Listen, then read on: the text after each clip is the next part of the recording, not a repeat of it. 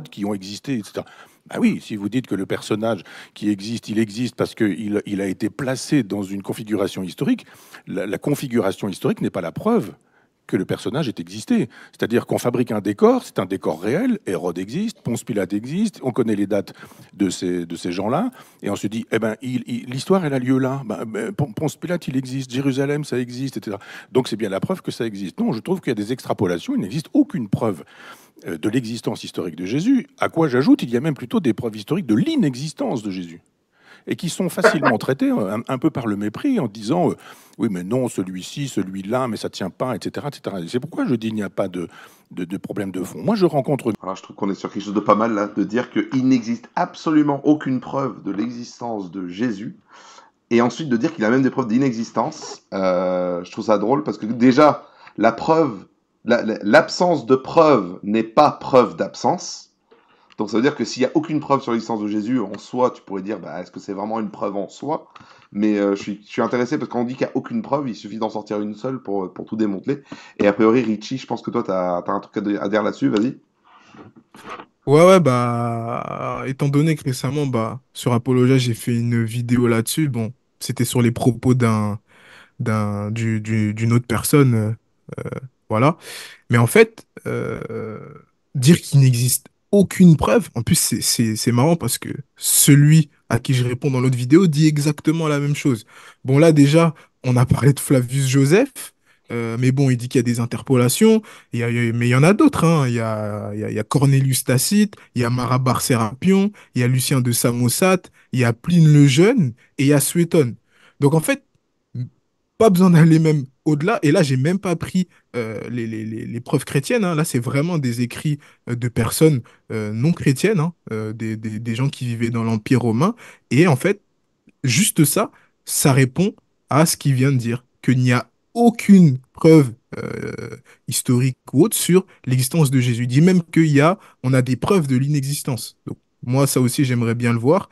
Mais en fait, juste ça, en fait, ça répond. Et on n'a pas cité les preuves chrétiennes, hein. Et dans ce que j'ai dit, il y a des preuves directes, c'est-à-dire on mentionne directement Jésus, et des preuves indirectes où on fait allusion aux chrétiens. Donc derrière, on sait que voilà, le mouvement chrétien, ça vient de Jésus. Donc voilà, moi je trouve ça ridicule, franchement, honnêtement, je vois, il donne pas de preuves ou quoi, et juste avec ça, on a de quoi dire que ce qu'il dit, c'est faux. Ouais. Il n'y a pas de preuve, sauf qu'on a Matthieu, on a Marc, on a Luc, on a Jean, on a Paul, on a encore les autres textes de Jean, on a Jude, on a Ouais, Jacques. mais ils sont Alors, chrétiens, donc on va pas avoir de les écouter. Ouais, c'est ça, c'est des textes chrétiens, c'est ça. mais si on prend tous les personnages qui sont autour de ça, qui doivent être personnages historiques, parce que si Jésus n'avait pas existé, est-ce que Pierre a existé? Est-ce que Paul a existé? Est-ce que Jean a existé? Est-ce que Jacques a existé? Alors, si eux n'ont pas existé, alors qui d'autre n'a pas existé? Combien de preuves il faut pour pouvoir dire que oui, il a existé? Il y a un point initial du christianisme, et le fait que ce ne soit pas le Christos, il faut trouver une explication bien plus satisfaisante à celle de dire c'est toute une allégorie, et puis c'est des gens, on ne sait pas qui c'est qui les a écrits. Moi, je pense que Et c'est des l'impact... gens, Pardon, vas-y, Rémi. et c'est des gens qui forment une communauté, la communauté lucanienne, la communauté johannique, etc. Parce qu'en fait, les écrits sont tellement incroyablement ficelés qu'il faut qu'ils soient plusieurs et qu'ils aient réfléchi très très longtemps. Sauf qu'on a quand même des preuves de l'extrême rapidité par lesquelles ces écrits ont été diffusés, ce qui va vachement à l'encontre de l'idée de communauté. Et en plus de ça, on a une cohérence littéraire interne aux écrits qui va aussi à l'encontre d'un travail de forgerie, comme il dit. Et juste, j'aimerais ajouter précisément, parce qu'il dit on place un homme dans un décor, c'est très malin de sa part. C'est de dire, en fait, c'est facile de créer un personnage historique. Mais moi, je lui pose la question, comment est-ce que lui va créer un personnage historique? Parce que s'il crée un personnage du dessin animé, tout le monde saura que c'est un personnage du dessin animé. S'il crée un personnage du jeu vidéo, tout le monde saura que c'est un personnage du jeu vidéo. Comment se fait-il que tout le monde a cru à ce personnage forgé? C'est ça la vraie question. Il a été forgé, mais tout le monde y a cru. C'était vraiment une très très très belle forgerie Et pour ils y que... ont cru tout de suite. Et ils y Enfin, ont cru tout de suite. tout de suite. C'est même pas Euh, 200 ans plus tard. C'est tout de suite, ils voilà, ont donc cru. ça c'est quand Tout de même suite, ils ont eu des écrits cohérents. Tout de suite, ils ont le message s'est propagé dans tout le ouais. monde et le christianisme a explosé. C'est Ouais. ouais. On dirait pratiquement que c'est Dieu qui a voulu Jésus. Bon, bref. Euh, tellement il est fort. Mais dernier point aussi, c'est bah, moi, j'écoute National Geographic, Jésus. Donc, si vous voulez l'acheter, c'est très intéressant. Par exemple, une des choses qui m'a beaucoup intéressé, c'est que on pense avoir retrouvé la maison de Caïphe qui se situait en haut de la ville, là où vivait l'aristocratie des prêtres à Jérusalem. Et on a même retrouvé cette maison avec le détail de l'intérieur. Et ce détail de l'intérieur, il y a différentes salles qui sont décrites dans l'Évangile et dont la contenance correspondait à peu près exactement à ce qui est écrit, par exemple, dans l'évangile de Marc, qui disait que tout le conseil était là, le conseil c'était 71 personnes, et ben la salle précisément pouvait accueillir à peu près ce nombre-là, etc. Donc quand on dit on n'a pas d'éléments, mais en fait, enfin, qu'est-ce qu'on pourrait avoir de plus en fait? On a trouvé par exemple le tombeau de Caïphe, Caïphe le grand prêtre. On connaît son tombeau, on l'a, donc pareil, hein, donc je vous montre une photo, hein, on a le tombeau de Caïphe là, ici, qu'on a retrouvé.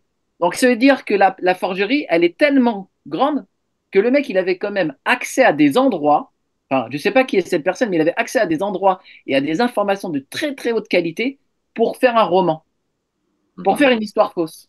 Mais en plus, ça me fait penser, il y a un livre qui est sorti, j'ai plus le titre qui me revient, donc si je le retrouve, on le remettra peut-être dans le lien YouTube ou autre qu'on aura sous cette vidéo.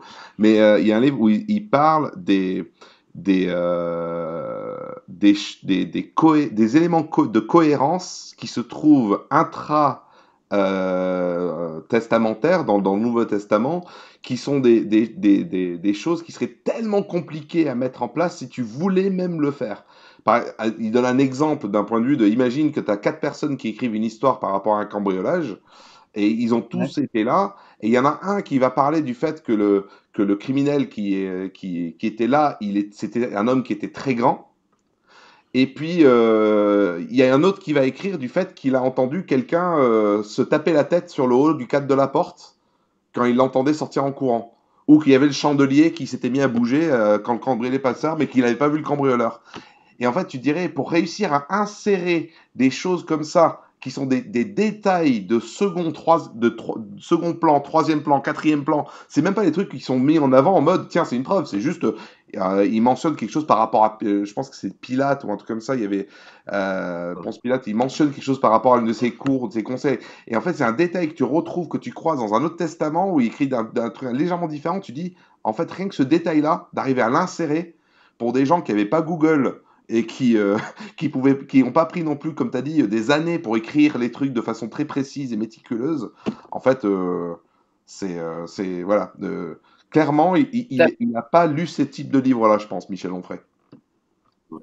Le simple fait qu'on présente le Messie dans la faiblesse est déjà une folie. Pour quelqu'un qui est un juif du premier siècle, Ouais. de construire tout un récit d'un Messie faible, mis à nu, déjà, pratiquement un non-sens culturel, tu vois. Ouais. Et Et qui se c'est fait très... tuer sur la croix, la mort sur la croix, c'était une mort qui était honteuse. C'est C'était pas ignoble. aujourd'hui on voit ça comme quelque chose de beau, etc. Mais à l'époque c'était pas ça. C'était déjà quelque Ouais, chose de douloureux. Puis c'était la honte de se faire crucifier. ouais, c'est clair. C'est un peu comme l'exemple qui est donné par rapport aux femmes qui sont les premières à partager la nouvelle de la résurrection de Jésus. Rien que le fait que ce soit des paroles de femmes qui soient utilisées, en soi, ça devient une preuve. Parce que, en fait, si tu voulais écrire un texte qui avait du poids, tu aurais dit que c'était les hommes. Parce que la parole des femmes ne valait pas grand-chose à l'époque.